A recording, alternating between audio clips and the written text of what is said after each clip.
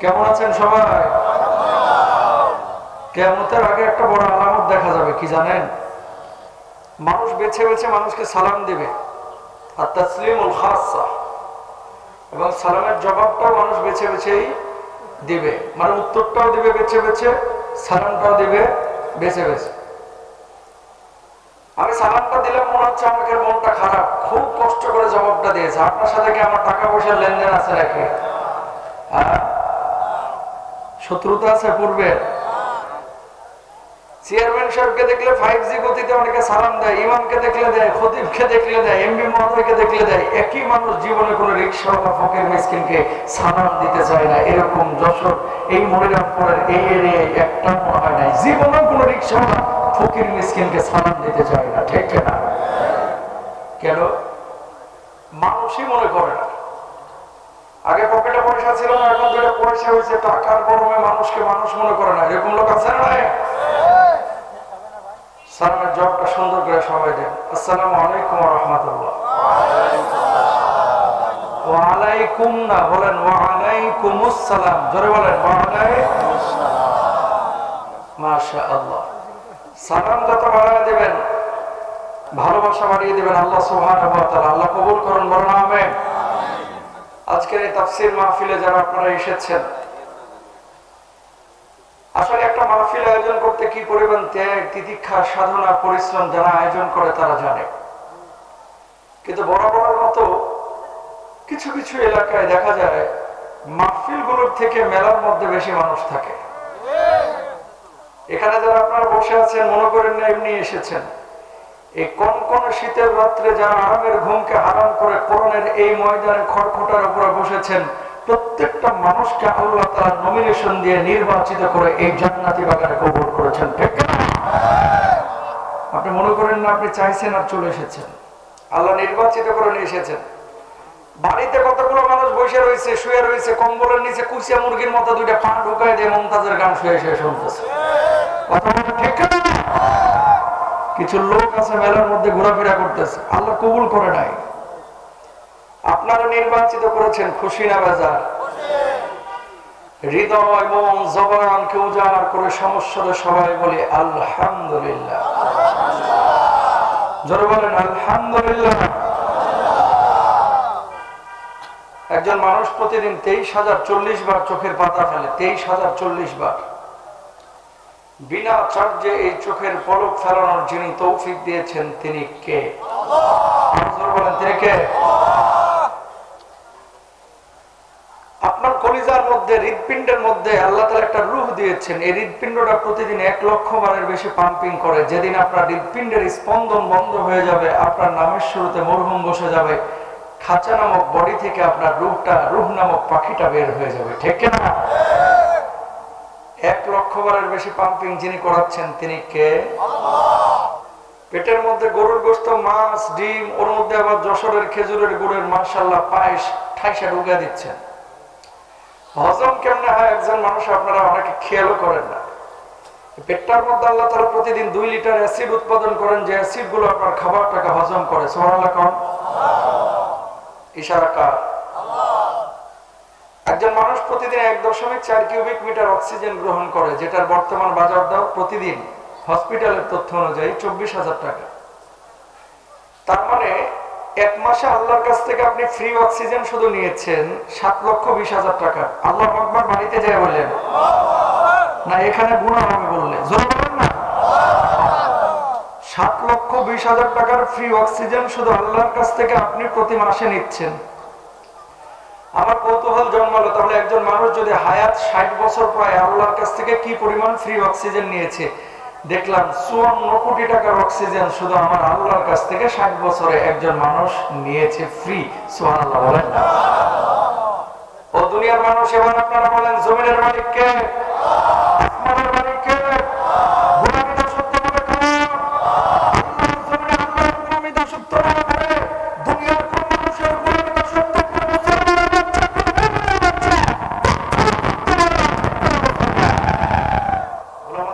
একমাত্র কারণ আল্লাহ।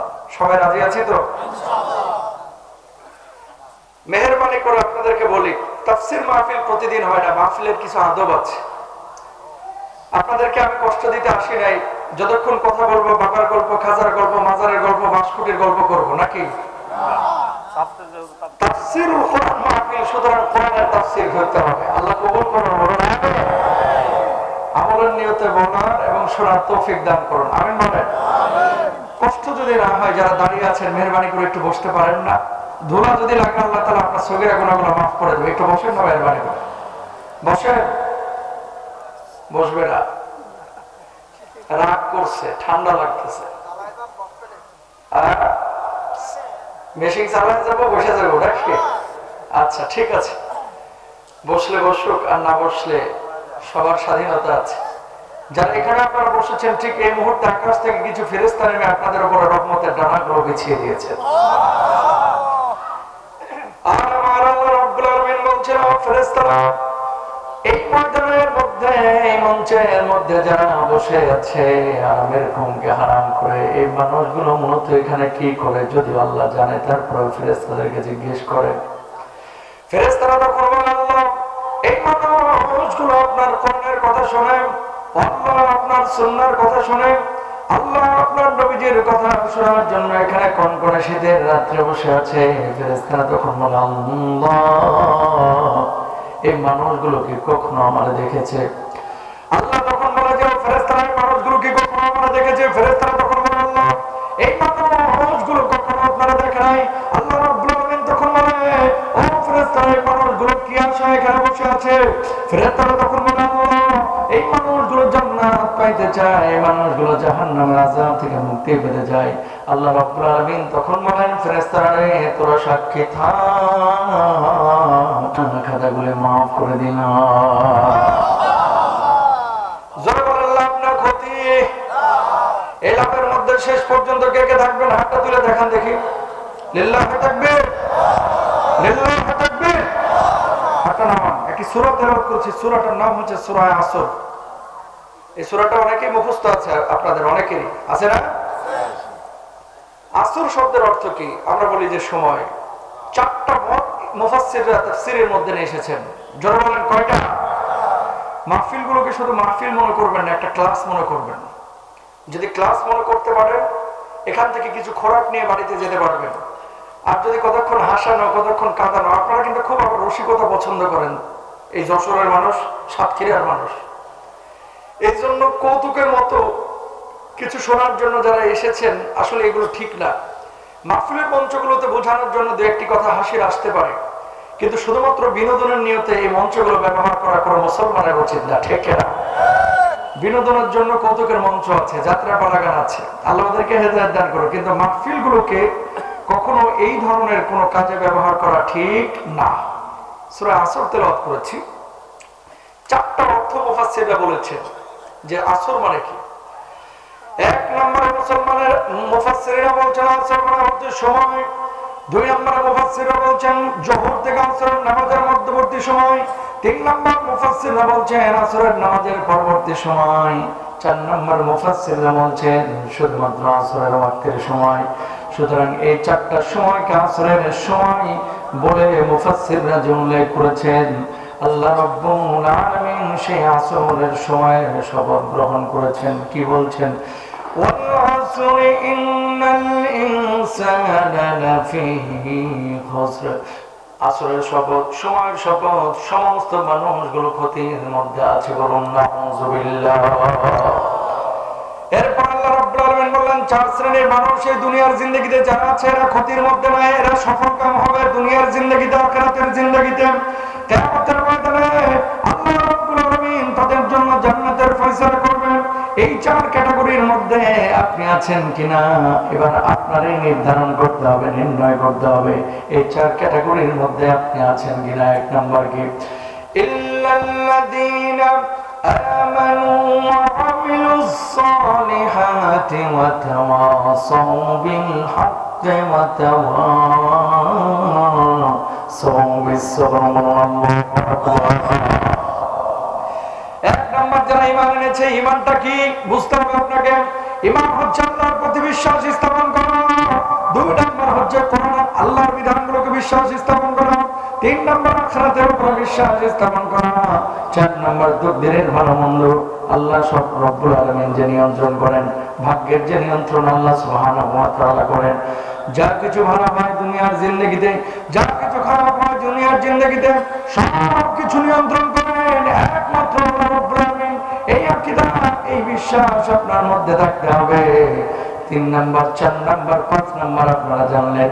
সবশেষ যে বিষয়টি, আখিরাতের মধ্যে আল্লাহ রাব্বুল আলামিন যে আপনার প্রতিদান দিবেন, ভালো কাজ করলে জান্নাতের প্রতিদান, আর খারাপ কাজ করলে জাহান্নামের প্রতিদান। এই বিষয়টাকে বিশ্বাস করতে হবে। যার ভিতরে এই বিষয়গুলো আছে সেই মানুষটা ঈমানের গণ্ডির মধ্যে আছে, ঠিক কিনা? এই দুনিয়ার জিন্দেগিতে সবাই আমরা নিজেদেরকে মুমিন দাবি করি, আসলে নিজেরা সবাই মুমিন দাবি করলেও সেই ঈমানদার হতে পারে না। আল্লাহর নবী বিশ্বনবী সাল্লাল্লাহু আলাইহি ওয়াসাল্লাম কি বলছেন? লা ইয়াকুনান্না মিন উম্মতি আকওয়ামুন ইস্তাহিল্লুনাল হারাম ওয়াল হারিরা ওয়াল খামরা ওয়াল মাজি।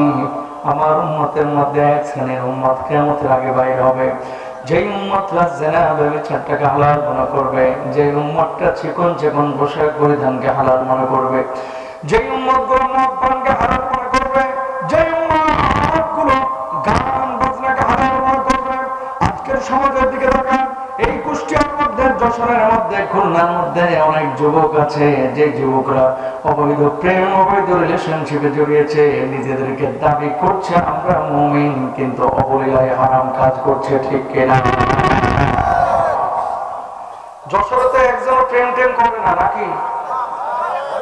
যুবক আসেনি দুই একটা প্রেম টেম করে? হাত তুলে দেখা যে হুজুর আমি প্রেম করে। আল্লাহ হেদায়েত দান করুক, আমিন বলেন না? কেউ অবৈধ কোন রিলেশনশিপে জড়াবেন না। কি যুবক, কি যুবতী, কি মধ্যবয়স্ক, কি বুড়া, কি 40 ঊর্ধ্ব, কি 50 ঊর্ধ্ব, কখনো খারাপ রিলেশনশিপে কেউ জড়াবেন না, ইনশাআল্লাহ বলেন। প্রিয় ভাইরা আমার, আল্লাহ নবী বিশ্বনবী সাল্লাল্লাহু আলাইহি ওয়াসাল্লাম এই কথা 1450 বছর আগে বলে গিয়েছে। আপনাদের এলাকার দিকে খেয়াল করেন, অনেক মানুষ আছে তারি খায়, অনেক মানুষ জর্দা খায়, অনেক মানুষ সিগারেটে আসক্ত, অনেক মানুষ আছে মদে আসক্ত। অনেকে কয় হুজুর সিগারেট খায় না, পান খায় না, জর্দা খায় না, মাঝে মাঝে ইয়াবা ট্যাবলেট শুনে। কথা কয় না রে? হারাম সমস্ত নেশা জাতীয় জিনিসগুলোকে আল্লাহ রাব্বুল আলামিন হারাম করে দিয়েছেন নবীজির মাধ্যমে। কুল্লু মুসকিরিন হারামুন, নেশা জাতীয় সব জিনিসকে আল্লাহ রাব্বুল আলামিন হারাম করেছেন। দুনিয়ার জিন্দেগিতে যতদিন জীবিত থাকবেন, জীবনে কখনো কোনো হারাম জিনিসের দিকে তাকাবেন না, ইনভলভ হবেন না, সম্পৃক্ত হবেন না। যদি না হন, আল্লাহ রাব্বুল আলামিন পূর্ণাঙ্গ মুমিন হিসাবে আপনারা কবুল করবেন। বলুন সুবহানাল্লাহ। সূরা মুমিনের মধ্যে আসেন, খেয়াল করেন, আল্লাহ রাব্বুল আলামিন 6টা গুণের কথা বলছেন, যে 6টা গুণ যদি তোমার মধ্যে থাকে তুমি সফলকাম দুনিয়াতে এবং আখিরাতে।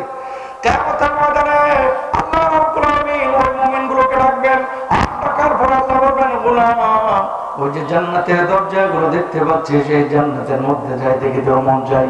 মানুষগুলো তখন বলবে, আল্লাহ, ওই জান্নাতের মধ্যে তো যাইতে মন চাই।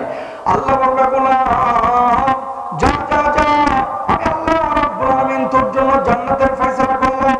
সঙ্গে সঙ্গে ওই মানুষগুলো দৌড় দিয়ে জান্নাতের মধ্যে দাখিল হবে। এই সমস্ত মুমিনদেরকে আল্লাহ রাব্বুল আলামিন সেই ফ্যাসিলিটি দিবেন, যাদের মধ্যে 6টা গুণ থাকবে। বলুন আল্লাহু আকবার। কয়টা গুণ?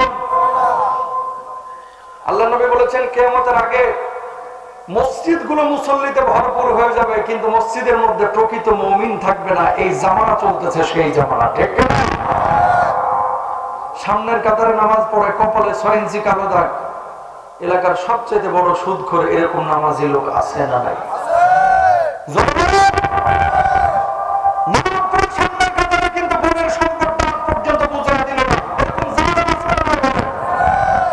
নামাজ পড়ে সামনের কাতারে, কিন্তু হুজুর যখন কোরআন নিয়ে কথা বলে, হুজুর যখন বলে যে কোরআনটাকে কোরআন কারীমের সমস্ত বিধানগুলোকে সংসদে ঢোকানো উচিত, কোরআন কারীমের বিধানগুলোকে কার্যক্ষেত্রে বাস্তবায়িত করা উচিত, কোরআনের সব বিধানগুলোকে দৈনন্দিন জীবনে, পারিবারিক জীবনে, সামাজিক জীবনে বাস্তবায়ন করা উচিত। অমনি কয়, হুজুর রাজনীতির কথা বলেন না, কবরের ভেতরের কথা বলেন, আকাশের উপরের কথা বলেন, দুনিয়ার কথা আপনি বলেন না কেন? তো চোখে কি যে দুনিয়ার কথা কোরআনের মধ্যে আছে না? সুদের ওয়াজ করে হুজুর খারাপ, হুজুর যখন রাজনীতির রাস্তা নির্মাণ করবা কিভাবে, রাষ্ট্র চালাবা কিভাবে, সমাজ চালাবা কিভাবে, পরিবার চালাবা কিভাবে, কোরআন থেকে যখন ফর্মুলা দেয় তখন হুজুরকে কিছু কিছু মানুষ হাতকে উঠে আর বলে হুজুর খবরদার রাজনীতির কথা বলেন না।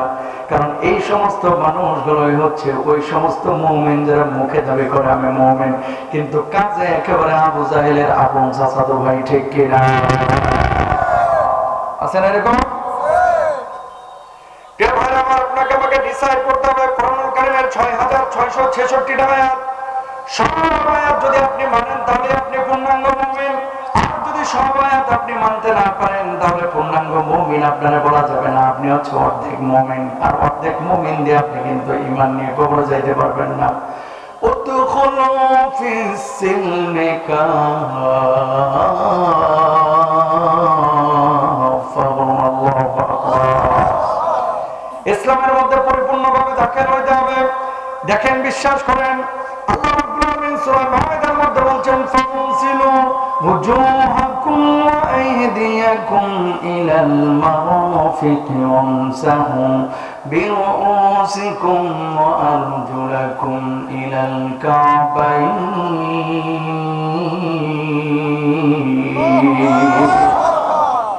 ওযু যখন করবা চারটা অঙ্গ বিশেষভাবে ধৌত করা তোমার জন্য ফরজ। মুখমণ্ডল ধোবা, দুই হাতের কোণামি পর্যন্ত ধোবা, মাথাটাকে একবার মাসা করবো, দুই পা টাকনো পর্যন্ত ধুইবা। এবার আপনারা বলেন, যদি বায়ু নিঃসরণ হয়, পেশাব পায়খানার রাস্তা দিয়ে কোনো কিছু যদি বের হয়, ওযু থাকে নাকি ভেঙে যায়? আপনারা সবাই বলেন। এখন কেউ যদি বলে বায়ু নিঃসরণ হলো নিতম্ব দিয়ে অথবা পেছনের রাস্তা দিয়ে, আল্লাহ সেই জায়গা ধুইতে না বলে কেন ওযু করতে বললেন?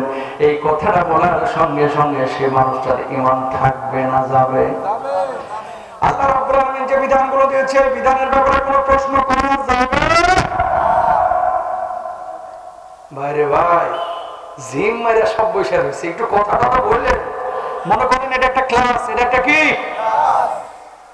তসলিমা নাসরিনের কিছু মুরিদ বাংলাদেশে আছে না নাই?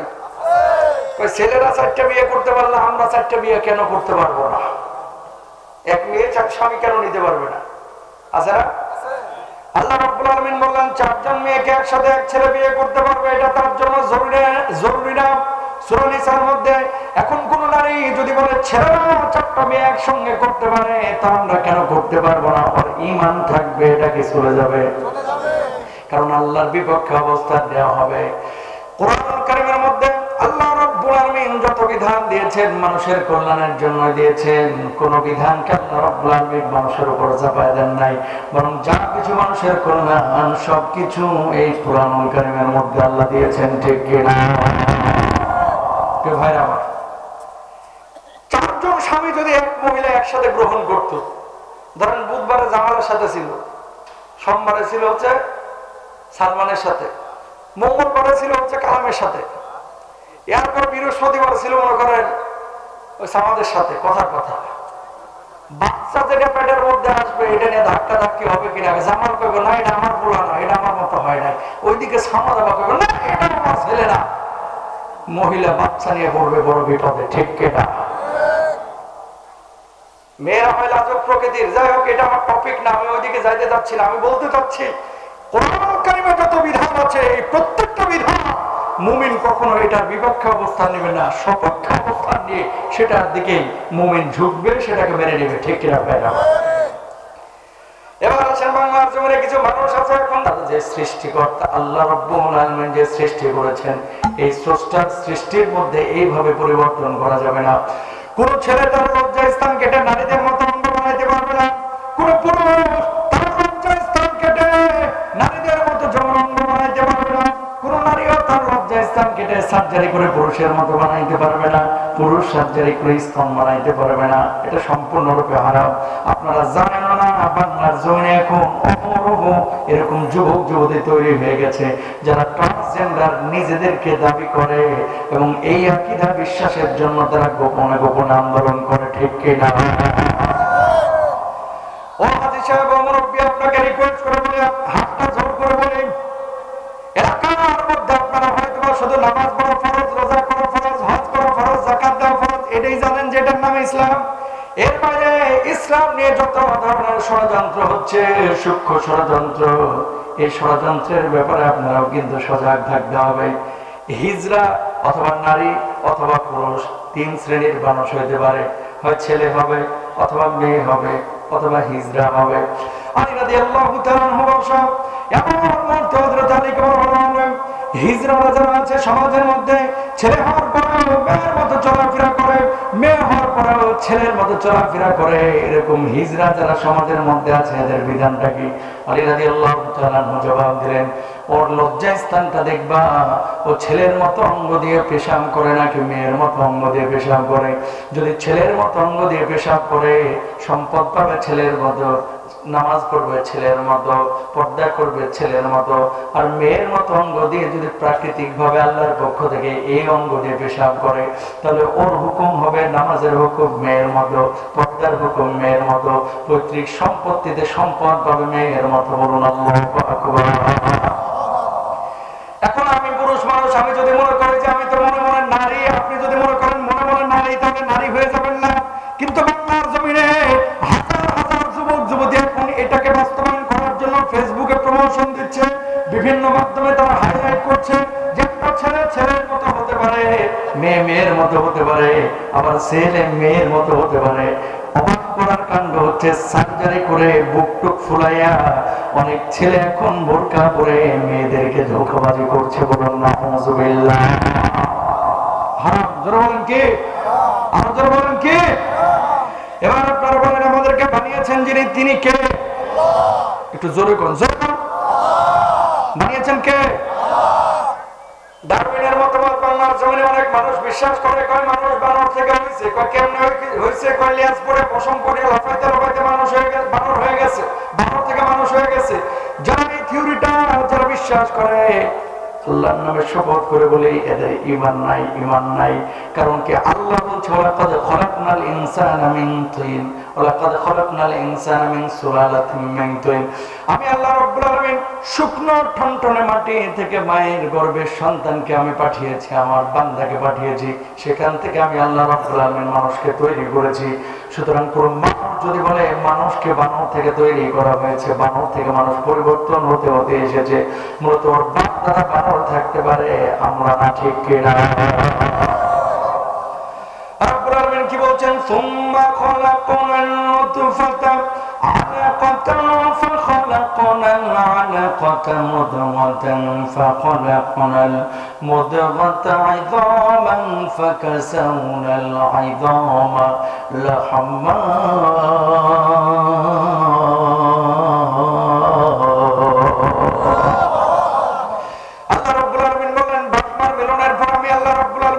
পেটের মধ্যে একটা শুক্রবিন্দু তৈরি করলাম।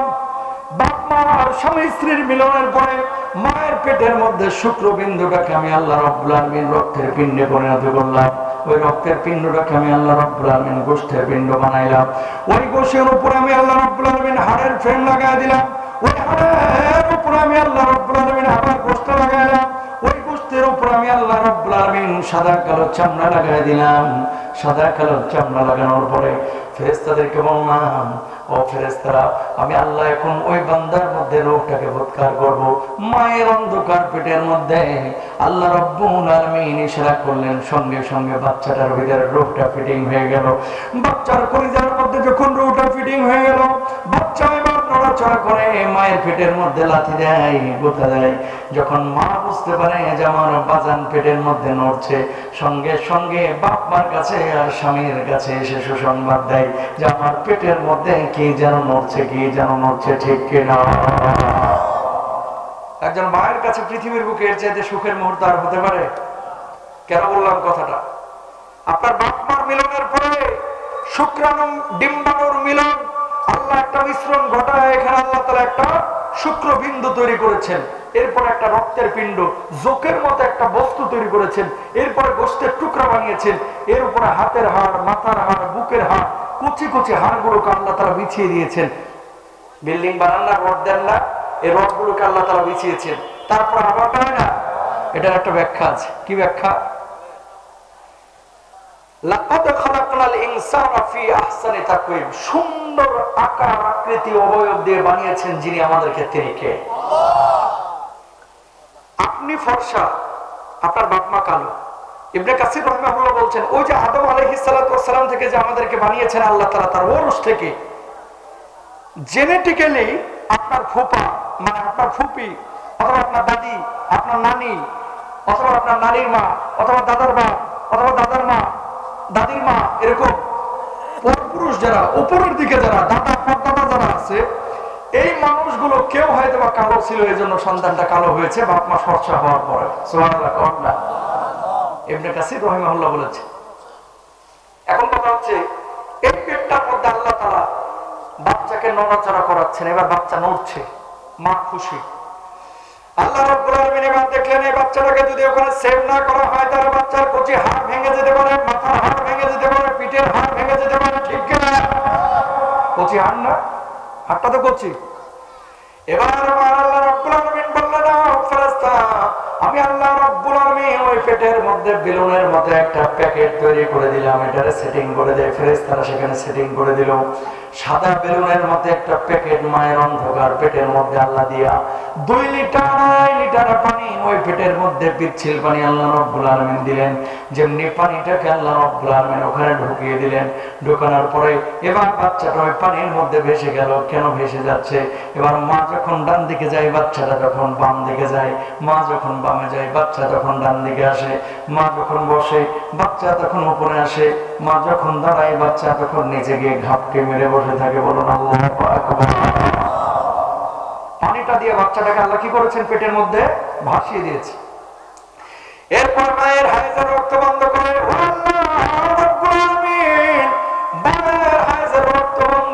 মায়ের নারীর সঙ্গে সন্তানের নারীটাকে মিলাইয়া আল্লাহ রাব্বুল আলামিন ওই অন্ধকার পেটের মধ্যে 10 মাস 10 দিন খাবার সরবরাহ করেছেন। বলুন সুবহানাল্লাহ। এবার আপনারা বলেন, বানিয়েছেন আমাদের যিনি তিনি কে? আল্লাহ। জোরে বলেন, খাওয়াচ্ছেন কে? হৃৎপিণ্ড সচল রেখেছেন কে? এবার দুনিয়ার মানুষে যারা বলে যে মানুষকে বানর থেকে পয়দা করা হয়েছে, বানর থেকে মানুষ হয়েছে, ওর বাপদাদা বানর হয়তো থাকতে পারে, আমাদের বাপদাদা না। আপনারা আকীদা বিশ্বাস করে যে বানর থেকে হয়েছে। এই সমস্ত জানোয়ার গুলোকে একটা একটা করে চিড়িয়াখানায় ঢোকানো হচ্ছে, কারণ বানরের জায়গা এই বদখালিতে না, মনিরামপুরে না, যশোরে না, বানরের জায়গা হচ্ছে ঢাকা চিড়িয়াখানা। ঠিক কিনা? এই চিড়িয়াখানায় বানর গুলোকে ঢুকায় তারপরে বাদাম দিবেন, আপনারা গাজর খাইতে দিবেন। অবসরমান যেখান থেকে কথা বলছি, এই বাংলার জমিনে চুরি বন্ধ হচ্ছে না, এই বাংলার জমিনে ধর্ষণ বন্ধ হচ্ছে না।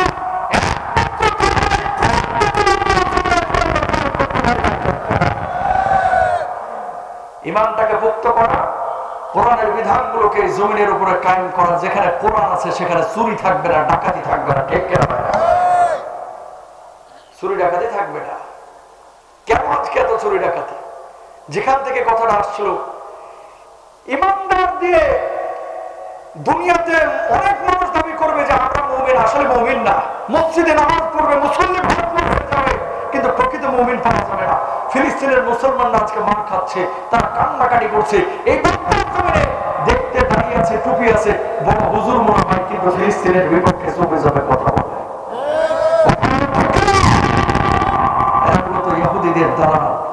আমি কাউকে স্পেসিফিক ব্যক্তির নাম উল্লেখ করে বলতে চাই না।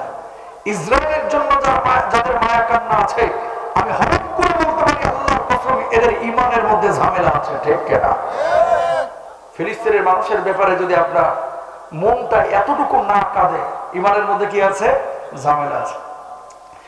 অথচ এই সূরাটা যখন নাজিল হইল, সূরা আসর খেয়াল করেন, সে সময় মুসাইলামাতুল কাজ্জাব জীবিত।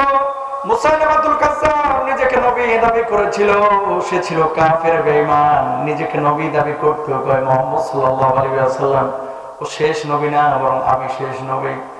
মুসাইলামাতুল কাজ্জাব যখন নিজেকে নবী দাবি করেছে, ঠিক ওই সময় সূরা আসরটা নাজিল হয়েছিল।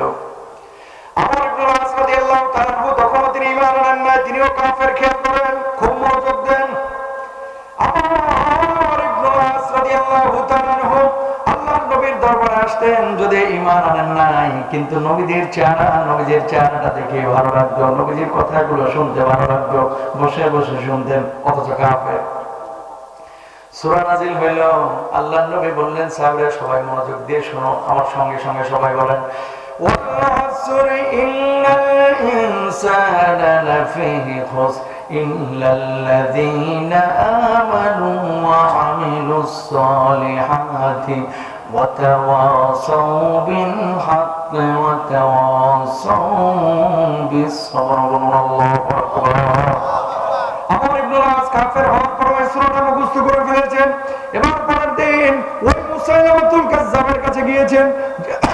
যাওয়ার পর মুসাইলামাতুল কাজ্জাব এবার আমর ইবনে আসকে বললেন, আমর ইবনে আস মুসাইলামাতুল কাজ্জাব তখন বলতেছে আমর ইবনে আসকে, শুনলাম মুহাম্মদ সাল্লাল্লাহু আলাইহি ওয়াসাল্লামের উপর নাকি একটা সূরা নাজিল হয়েছে। কয় হ্যাঁ হ্যাঁ, যখন সূরাটা নাজিল হয়েছে আমি ওখানে ছিলাম, সূরাটা আমার মুখস্থ আছে। কয় একটু বলো না। আমর ইবনে আস তখন ওই কাফের হওয়ার পর সূরাটা মুখস্থ করে শুনিয়ে দিয়েছে। আল্লাহু আকবার। এবার মুসাইলামাতুল কাজ্জাব বলতেছে সত্যি কি সূরা নাজিল হয়েছে? কয় হ্যাঁ হ্যাঁ, এই সূরা নাজিল হয়েছে। আমর ইবনে আস যখন বলল এই সূরাটা নাজিল হয়েছে, মুসাইলামাতুল কাজ্জাব আমর ইবনে আস বলছে মুহাম্মদ সাল্লাল্লাহু আলাইহি ওয়াসাল্লামের উপরে তো নিত্য নতুন সূরা নাজিল হয়। ও মুসাইলামাতুল কাজ্জাব, তোর উপরে কেন নতুন সূরা নাজিল হয় না? অন্যান্য নবী সব আম্বিয়া আলাইহিস সালাতু ওয়াস সালাম কারো উপরে সহিফা এসেছে, কারো উপরে কিতাব এসেছে। মুহাম্মদ সাল্লাল্লাহু আলাইহি ওয়াসাল্লামের উপরে কোরআন এসেছে, কোরআনের আয়াত এসেছে। তোমার কাছে কি এসেছে? এলাকার মধ্যে কিছু চাপাবাজ লোক পাইবেন, দেখবেন যখন যুক্তিতে পারে না, দলিলে পারে না, তখন ঘাওড়ামি করে, তেড়ামি করে। ঠিক না? আছে না? মারামারি করে যখন পারতেছে না, কয় তোর আমি দেখে ফেলবো, আমার সাথে কিন্তু টিকতে পারবি না। এরকম লোক আছে না নাই? মুসাইলামাতুল কাজ্জাব বলতেছে বেটা, মুহাম্মদের উপরে একাই সূরা নাজিল হয়, আমার উপরেও কিন্তু সূরা টোরা নাজিল হয়। কই একটু বল না, দুই একটা সূরা দেখি কেমনে নাজিল হইছে। কই গত রাতে একটা টাটকা সূরা নাজিল হইছে, গত রাতে একটা সূরা নাজিল হইছে। কারণ নিজেকে নবী দাবি করে, একটু দেখাইতে হবে না? বুদ্ধিজীবীরা যখন কোরআনের দলিলের সাথে পারে না, তখন দেখবেন বিভিন্ন কবিতা বলে, ছন্দ বলে, ফার্সি কবিতা বলে, আছে না নাই? হিন্দুদের বিভিন্ন শ্লোক বলে, বাইবেলের বিভিন্ন উক্তি বলে, বিভিন্ন ধর্মীয় গ্রন্থগুলোকে কাটছাঁট করে নিয়ে এসে উপস্থাপন করে। আল্লাহর কসম করে বলি, সারা দুনিয়ার যত গ্রন্থ আছে সবচেয়ে মজার গ্রন্থ হচ্ছে আল কোরআন। এই কোরআনের একটা হরফের দাম ওই সারা পৃথিবীর গ্রন্থ একত্রিত করলেও দেওয়া যাবে না। ঠিক কিনা? মুসাইলামাতুল কাজ্জাব বলছে গত রাতে আমার উপর একটা সূরা নাজিল হয়েছে। কই কি সূরা নাজিল হয়েছে? কই শুন, ইয়া বাকরা আকরা, ইয়া বাকরা আকরা, ইয়া বাকরা আকরা ফাইন্নামা আনতা লাহুদুনানি ওয়া সাদরা সাদরা। কই আমার উপর একটা সূরা নাজিল হয়েছে। হে খরগোশের বাচ্চা, তোর কানগুলো ছোট, তোর মুখটা বড়, তোর ল্যাঞ্জা বড়, তোর পাগুলো খাটা। নাউজুবিল্লাহ। কোন না, এটা বলে সূরা নাজিল হইছে কার উপরে? মুসাইলামাতুল কাজ্জাবের উপর। টাটকা বাটপার। কথা বুঝতে পারছেন? আমর ইবনে আস সে কাফের মানুষ। কাফের হওয়ার পর আমর ইবনে আস বলতেছে কি বললি? এটা তোর উপরে সূরা নাজিল হইছে? কয় হ্যাঁ, সূরা নাজিল হইছে। এটা কয় মুহাম্মদ সাল্লাল্লাহু আলাইহি ওয়াসাল্লামের উপরে যে সূরা আসর নাজিল হয়েছে, এটার যে অর্থ, এটার যে মাধুর্যতা, এই মজা তো এখানে পাইলাম না। এটা আবার কেমন সূরা? অমনি বলতেছে কি, এটা তুই বুঝবি না। আমর ইবনে আস কাফের হওয়ার পরে জবাবটা দিল এইভাবে, কই ওই মুসাইলামাতুল কাজ্জাব, আমি কাফের হতে পারি, ঈমান হয়তো বা শীঘ্রই মুহাম্মদের উপরে আমি আনবো, আল্লাহর প্রতি আমি আনবো, কিন্তু এই জামানার সবচেয়ে বড় গাদ্দার মৃত্যু হচ্ছে তুই মুসাইলামাতুল কাজ্জাব। কখনো তোর উপরে এই সূরা নাজিল হতে পারে না। বানায়া সূরা বলে কি আর যুদ্ধ করা যায়? এবার আছেন এলাকার মধ্যে কিছু ভাইরা আমার, এলাকার মধ্যে পাবেন যে মানুষগুলো সুদ খায়, এলাকার মধ্যে দাবি করে নিজেকে ইমানদার, বউকে পর্দা করে না, ঠিক মতো নামাজ পড়ে না, হজ করে এসেছে তারপরও 5 ওয়াক্ত নামাজটা ঠিক মতো আদায় করে না, রোজাগুলো ঠিক মতো আদায় করে না, সুদের টাকা ব্যাংক থেকে তুলে নিয়ে এসে 2000 3000 আল্লাহর ঘরে দান বক্সে ফেলে। আল্লাহর ঘরকেও দিলাম, নিজেও নিলাম, মিলেমিশে খাইলাম। এরকম যদি কোনো টেন্ডেন্সি কোনো মানুষের মধ্যে থাকে, ওর ঈমান আছে না গেছে আল্লাহ ভালো জানে। যেই কোরআনে আল্লাহ নামাজকে ফরজ করেছেন, ওই কোরআনে আল্লাহ সুদকে হারাম করেছেন। ঠিক কিনা? কেউ ভাই আমার সাহাবীদের জামানায় কিভাবে ঈমান এনেছে দেখেন। নিজেদের জন্য, আল্লাহর জন্য, কোরআনের জন্য, নবীর জন্য যখন ঈমান এনেছে, ঈমানের দাবিতে দুনিয়ার সবকিছু ছেড়ে দিয়েছে, কিন্তু আল্লাহর কসম ঈমান ছাড়ে নাই। আল্লাহর নবীর কাছে একজন সাহাবী আছেন, যে সাহাবীর নাম হচ্ছে আব্দুল্লাহ। চাচা ছিল মুশরিক কাফের। ওই আব্দুল্লাহ আল্লাহর নবীর কাছে আসলেন, আসার পরে বললেন, ইয়া রাসূলুল্লাহ, আপনি কালেমা পড়ায় দেন, আমি ঈমান আনবো।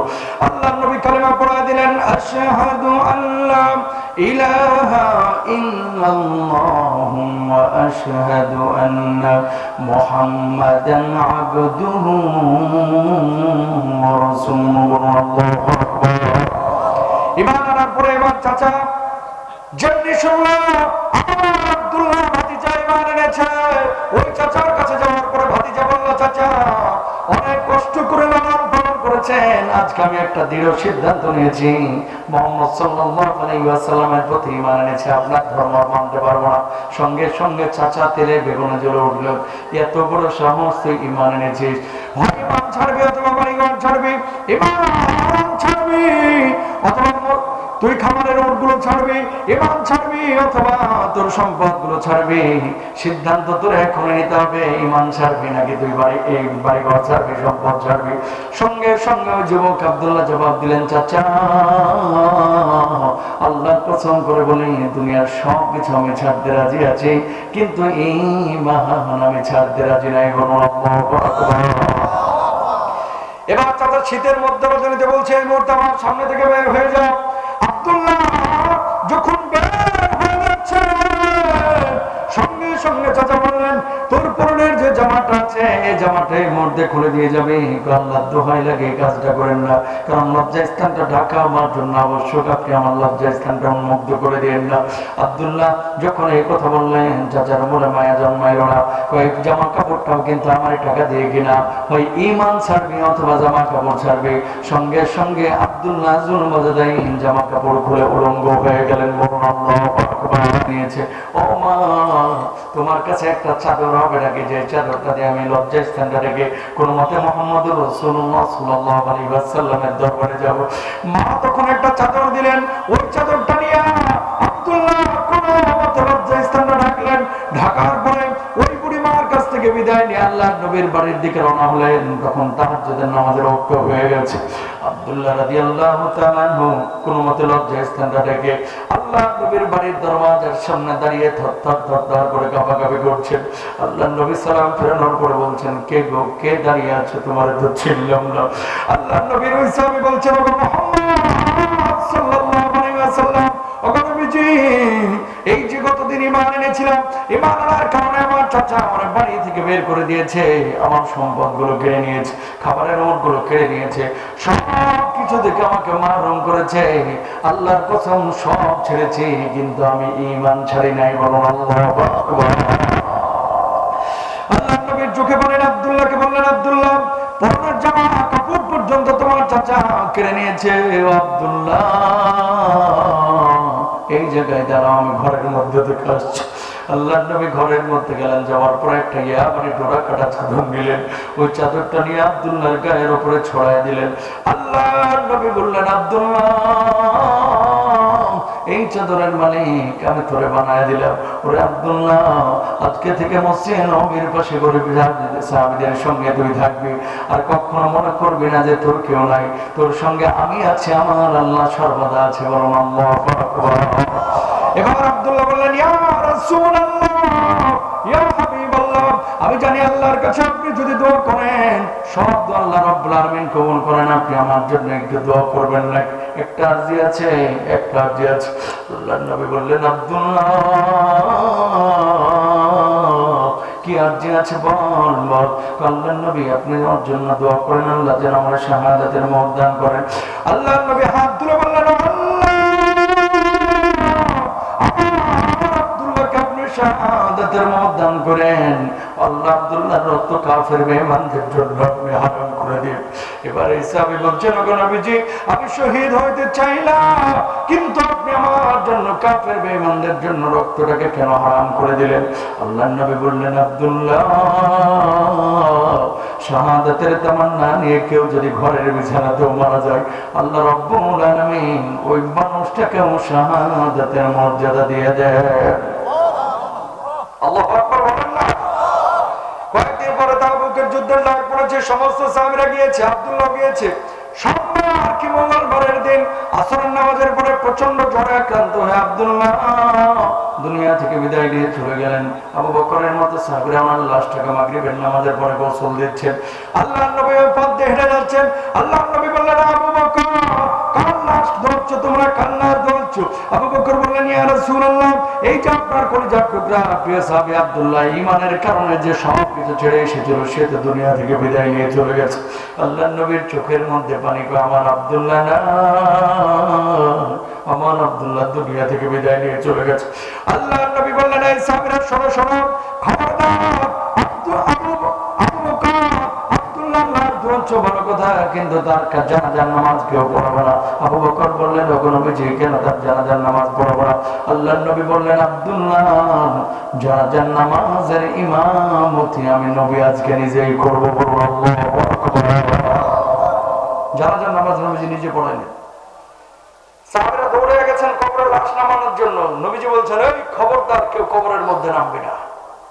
সাহাবীরা অবাক, পেছনে তাকায়, ইয়া রাসূলুল্লাহ, লাশ কবরের মধ্যে নামাবো না, এর মানে তো বুঝলাম না। আমার আব্দুল্লাহর লাশটা আমি নবী আজকে নিজ হাতে কবরের মধ্যে নামাবো। সুবহানাল্লাহ কোন না? আল্লাহ নবী কবরের মধ্যে লাশটা নামাইলেন। এই লাশটা আমার হাতে দাও। নিলেন লাশটা। আবু বকর নামো, ওমর নামো, এক কবর। মানুষ কয়টা? মাঝখানে রহমাতুল্লিল আলামিন, এক পাশে ওমর আর এক পাশে আবু বকর। লাশটাকে আকাশের দিকে উঁচিয়ে আল্লাহ নবী বলছেন, আরশের মালিক, জমিনের মালিক আল্লাহ, আমি আব্দুল্লাহর উপরে খুশি হয়ে গেছি। ও আল্লাহ, তুমি আব্দুল্লাহর উপরে খুশি হয়ে যাও। জোরে বলেন না সুবহানাল্লাহ।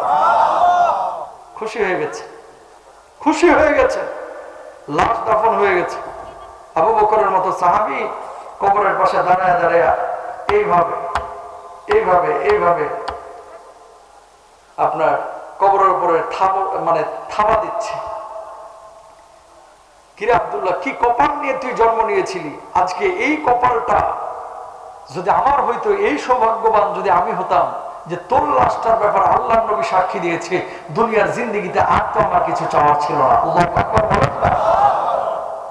আহা, প্রিয় ভাইরা আমার, ঈমানের কারণে সব কিছু ছেড়েছে, আর আপনি আমি ঈমানের জন্য কি করতেছি? ঈমান ছাড়া কেউ জান্নাতে আমরা যাইতে পারবো না, জান্নাতে যাইতে পারবো না। জান্নাতে যাওয়ার জন্য যে সমস্ত চাবির কথা বলা হয়েছে, 1 নম্বর জান্নাতে যাওয়ার চাবি আলামত আপনি জেনে নেন, আপনি ঈমানদার কিনা, পূর্ণাঙ্গ মুমিন কিনা, আপনার ভিতরে জান্নাতে যাওয়ার উপযুক্ততা আছে কিনা, আপনার ভিতরে জান্নাতে যাওয়ার যোগ্যতা আছে কিনা, জান্নাতে যাওয়ার চাবিটা আপনার মধ্যে আছে কিনা একটু দেখেন। 1 নম্বর হচ্ছে ওয়াল্লাযীনা হুম ফি সালাতিহিম খাশিউন।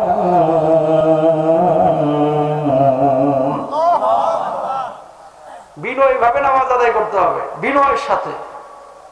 কিছু মানুষ আছে নামাজের মধ্যে যখন দাঁড়ায় তখন কিন্তু নামাজের মধ্যে দুনিয়ার যত আশেপাশে চিন্তা সব এসে মাথার মধ্যে ভর করে আছে না নাই? যখন নামাজ ফরজ হয়েছে, আল্লাহ নবীও নিজে নামাজ পড়তেন, বুঝছেন তো? নবীজি নামাজের মধ্যে দাঁড়ায় আকাশের দিকে তাকাইতেন, ডানে তাকাইতেন, বামে তাকাইতেন, পেছনে তাকাইতেন। মানে নবীজি জানতেন না যে নামাজ পড়ার সিস্টেমটা কি। যখন ফরজ হয়েছে, এরপর আল্লাহ তাআলা এই আয়াতটা নাযিল করলেন, নবীজি এবার নামাজের মধ্যে সিজদার স্থানে নবীজি চোখ দেওয়া শুরু করলেন। সুবহানাল্লাহ। আপনি জান্নাতে কিনা বোঝার উপায় হচ্ছে আপনি নামাজের মধ্যে বিনয়ী ভাব আছে কিনা, খুশু আপনার ভিতরে আছে কিনা। আল্লাহু আকবার বলেন না।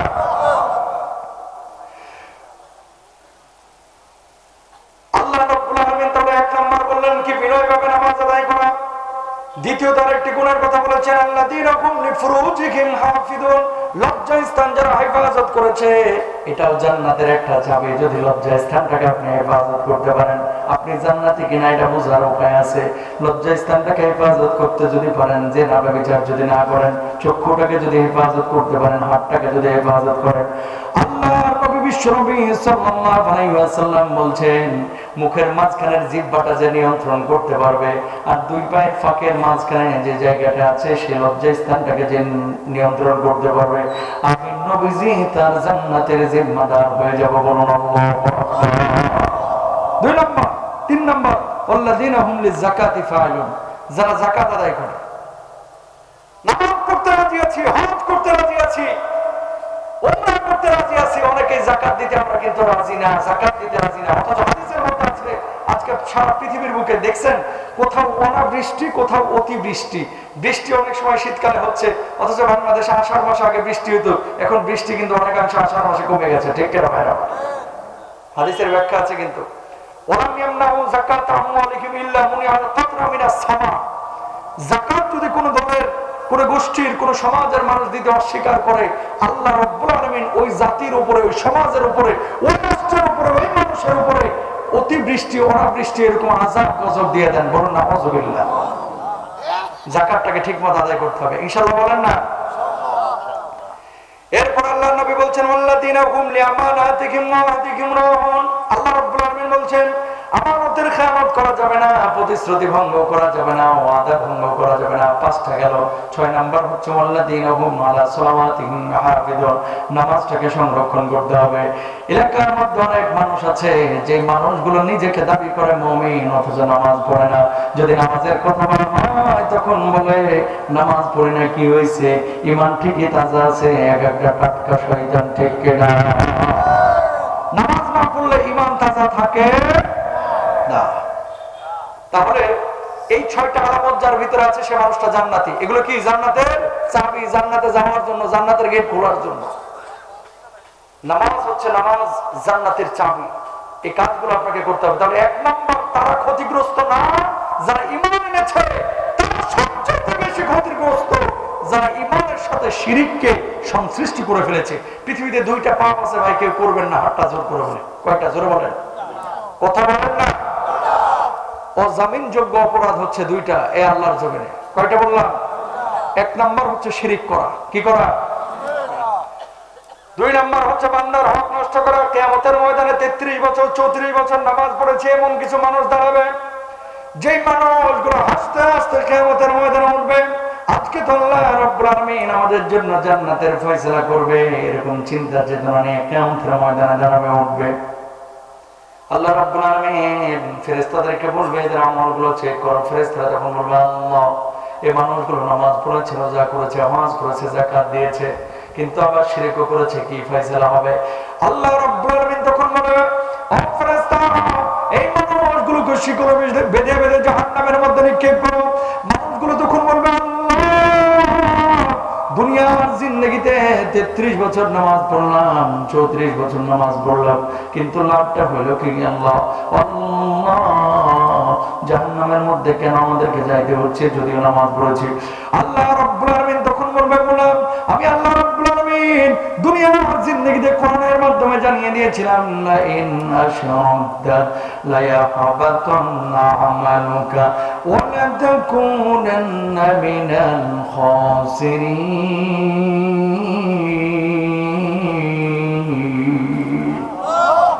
যদি তুমি শিরক করো সব আমলগুলো নষ্ট হয়ে যাবে। 33 বছর 34 বছর নামাজ যে পড়েছেন, নামাজের কোনো প্রতিদান পাবেন না। সুতরাং হাতটা জোর করে বলি ভাই, কখনো আল্লাহর সঙ্গে কাউকে শরীক করেন না।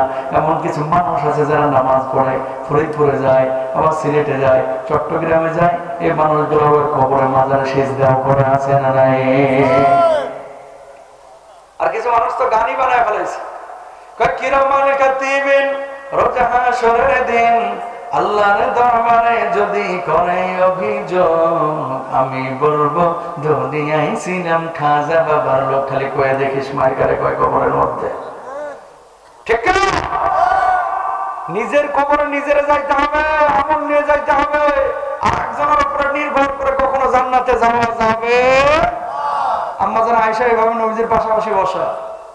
আম্মা জান আয়েশা রাদিয়াল্লাহু তাআলা আনহা বলছে ইয়া রাসূলুল্লাহ, কিয়ামতের ময়দানে আমরা কি কোনো ফ্যাসিলিটি পাকানোর দুঃসাহসও করবে না? আল্লাহু আকবার।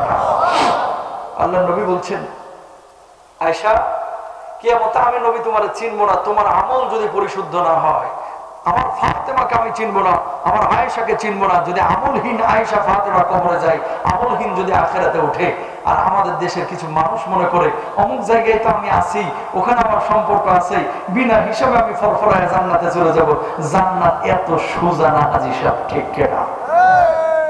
দলিল নেন আল্লাহ রাব্বুল আলামিন কি বলছেন? ইয়াউমা লা ইয়ানফাউ মালুন ওয়ালা বানুন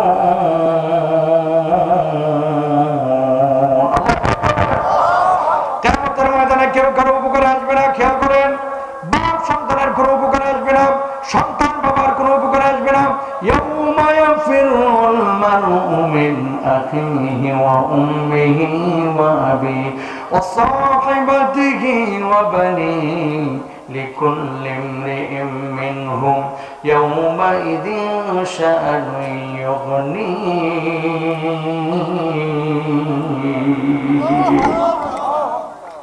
আল্লাহ রাব্বুল আলামিন কিয়ামতের ময়দানে বলছেন, বাপ মা কিয়ামতের ময়দানে থাকবে, সন্তানও থাকবে। এক শ্রেণীর সন্তানকে দাঁড় করায় বলবে, বান্দা 2-3টা নেক আমল হলেই তো আল্লাহর জান্নাতে চলে যাইতি। এবার ওই মানুষগুলো বলবে, আল্লাহ 2-3টা নেক আমলের কারণে আপনি আমাদেরকে জাহান্নামে দিয়েন না। মানুষগুলো তখন বলবে, আল্লাহ এই দুনিয়ার জিন্দেগিতে যদি বুঝতাম তাহলে আরো বেশি আমল করতাম। আল্লাহ বলবে, গোলাম 2-3টা নেক আমলের কারণে যেহেতু ধরাশয়ী হয়েছিস, আমি আল্লাহ ছাড় দেব না, যা যা জাহান্নামের মধ্যে যা। মানুষগুলো তখন বলবে, এই কিয়ামতের ময়দানে আমার বাবা আছে, আমার মা আছে, মায়ের কাছে গেলে মা আমার 2টা নেক আমল দিবে। আমার বাবার কাছে গেলে আমার বাপ তার আমল থেকে 2-3টা নেক আমল দিবে, আমি জান্নাতে চলে যাবো। আল্লাহ একটু পারমিশন দেন। আল্লাহ বলবে, গোলাম না না না, তোর বাপ মা কিছুই আজকে দিবে না, তোর বাপ মা কিছুই দিবে না, তোরে চিনবে না। আল্লাহ রাব্বুল আলামিন যখন এই কথাগুলো বলবেন, তখন বান্দা বলবে, আল্লাহ একটু সুযোগ দেন না। আল্লাহ তখন সুযোগ দিবেন। এবার তোর বাবার কাছে যাবে, বাবা বলবে, সন্তান দুনিয়ার জিন্দেগিতে তোর জন্য অনেক কিছু করেছিলাম, কিন্তু আজকে বাবা আমি কিচ্ছু করতে পারবো না। মা সেদিন বলবেন, নারে ছেড়া দাম, 10 মাস 10 দিন তোর জন্য অনেক কষ্ট আমি করেছিলাম। ও সন্তান 20 বছর 22 বছর তোরে রান্না বান্না করে খাওয়াইছিলাম, কিন্তু আজকে আমি এই হাসরের মাঠে নিজেই পেরেশান, আমি বাঁচতে পারবো কিনা। আমি আজকে তোরে আমার আমলনামা থেকে 1-2টা নেক আমল দিতে পারবো না। সুতরাং প্রিয় ভাইরা আমার, আপনারা জবাব দেন, বাপ মা আগে না পীর সাহেব, বড় হুজুর, ছোট হুজুর, মেজো হুজুর আগে? জোরে বলেন। বাপ মা এত ভালোবাসার পর যদি কিয়ামতের ময়দানে না চিনে, কোরআন যদি এই কথা বলে, তাহলে আরেকজনের উপরে নির্ভর করে কখনো জান্নাতে ঢোকা যাবে?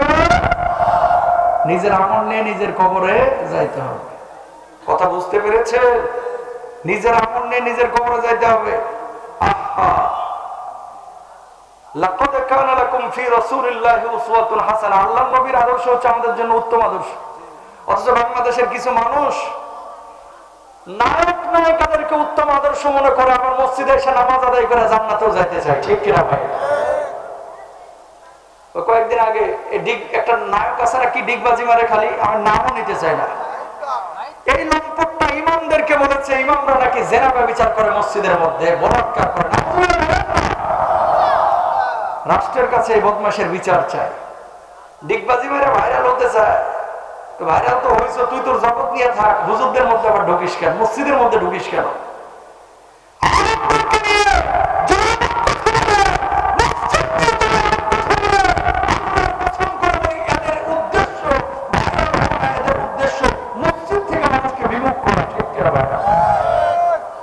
মসজিদে ছোট ছোট যে মক্তবগুলো ছিল, এই মক্তবগুলো যতদিন ছিল ততদিন এদেশে সোনালী মানুষ তৈরি হয়েছে। যেদিন থেকে মক্তবগুলো বন্ধ হয়ে কিন্ডারগার্টেন শুরু হয়েছে, সেদিন থেকে আমাদের বাচ্চারা এত আপডেট হয়েছে, এখন সালামটাও দিতে পারে না, খালি হ্যালো হ্যালো করে। ঠিক কিনা ভাই? আবার হাই হ্যালো দিয়ে ইসলাম শেখানো যায় না। প্রকাশ্যে মিডিয়া আছে, এখানে আমরা দাবি জানাচ্ছি, এর বিচার করতে হবে।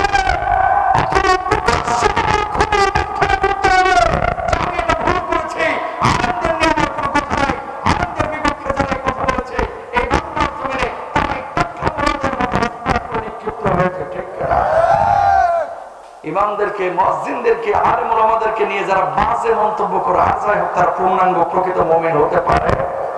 আমি বলছি না সব আলেম সব ইমাম ভালো, 2-1টা ত্রুটি থাকতে পারে, তার মানে ঢালাভাবে সবাইকে দোষ দেওয়া যাবে?